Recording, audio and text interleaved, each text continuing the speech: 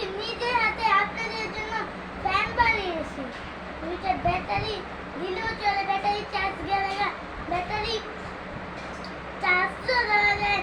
আপনার ব্যাটারি নষ্ট হয়ে গেলে আরেকটা নতুন ব্যাটারি কিনে নেবেন। দেখেন আমি নিজের হাতে চালিয়ে আপনাদেরকে দেখাচ্ছি গাইস।